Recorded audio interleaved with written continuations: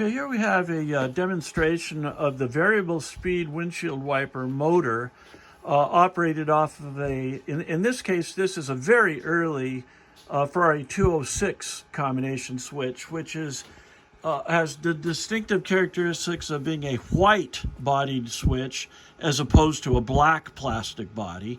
And what makes it specific for the 206 are these arms that are straight.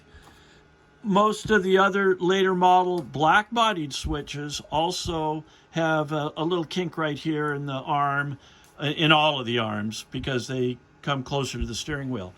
So this early switch here is actually a variable speed a windshield wiper where there are only two positions on the wiper arm. It's either on, as you can see on the motor down there wagging its flag, or it's off. Now, in this particular case, we do not have the clock motor that's associated with the mechanism to know exactly what moment it parks the windshield wipers. We don't have that here to show you that. So we just have a wire on it that does the exact same thing as the clock motor. This right here is a plug-in to that clock motor and causes it to park at the right position. Because we don't have that, we're just going to be able to unplug it to show you that it does turn off. But there are two different versions of this motor. One is for a 2-speed and one is for variable speed. Now, in the case of the 2-speed windshield wiper motor, this arm actually has 3 positions instead of only 2. That's high speed, low speed, and off park. This particular one only has on and down. Now, I'm going to hand this over to show the variable speed action, which is actually this mechanism here. The knob looks very similar to the odometer setback knob and is typically down by the driver's knee. A lot of people don't even know their vehicle has variable windshield wiper action, but in this case, my partner here is going to demonstrate to you the variable speed. So go ahead and take it over, Matt. All right, well, it's off now.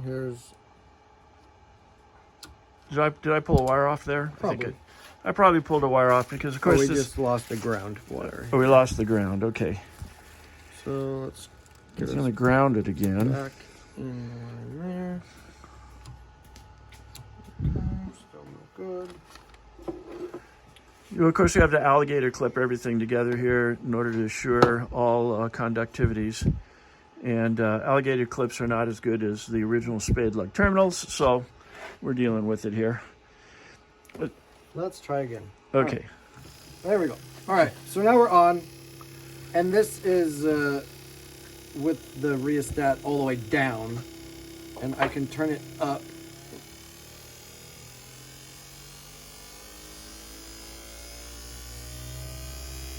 I hope that the video, you can hear the noise as the pitch increases and the windshield wiper motor increases in speed. So that's now full speed. Right. And I can turn it back down.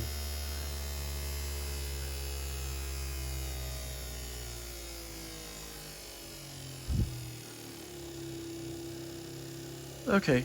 And then, of course, when it goes into park, essentially just disconnects the power at the right moment. So he would be pushing that down.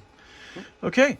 So that's it on this particular switch. All I can say is that the complexity of the various different systems and the various different switches that were offered by Vidaloni to Ferrari